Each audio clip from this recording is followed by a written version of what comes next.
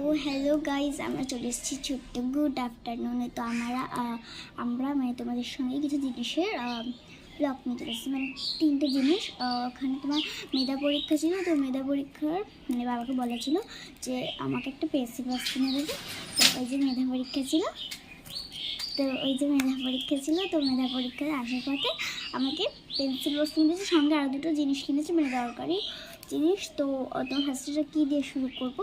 তো চলো ফার্স্টে আমরা এটা দিয়ে শুরু করি।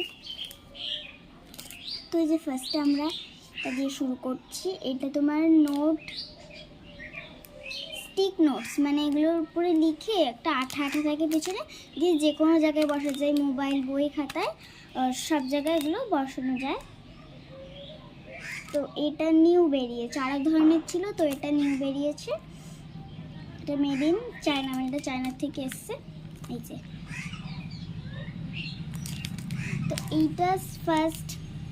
তারপরে এটাই যে সেকেন্ড, এটা কালারিং চক। তো এটার দাম, এটা মেড ইন ইন্ডিয়া, এটার দাম হলো 20 টাকা। তো এটা 20 টাকা, দোকান থেকে 12 টাকা নিয়েছে। এই যে স্নারি দিয়া। তো চলো এটাকে খুলে দেখা যাক, খুলে দেখি। তো এই দেখো, এর মধ্যে অনেক কিছু, মানে অনেক বলছি কেন, এটা কতগুলো চক। তো একটা চক খুলে দেখিয়ে নিচ্ছি। এটা ব্লু কালার, নানান রকমের কালার আছে। তো তোমাদের সঙ্গে আমি ব্লু কালারটা দেখালাম। এখানে রেড আছে, ব্লু আছে, অরেঞ্জ আছে, 6টা কালার আছে। মোট 6টা না, 2 3 4 5, হ্যাঁ 6টা আছে, বিভিন্ন কালার আছে। তারপরে 7টা রামধনুর যে রঙ হয়। তো এই যে এটা রাখছি।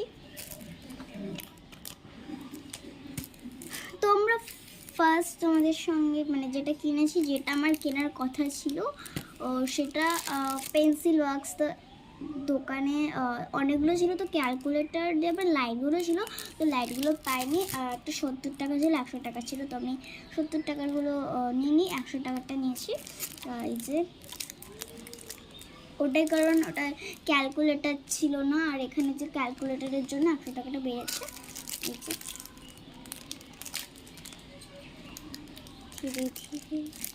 এটা 100 টাকাটা বেরিয়েছে। তো এবার আমরা এটাকে খুলছি, ঠিক আছে।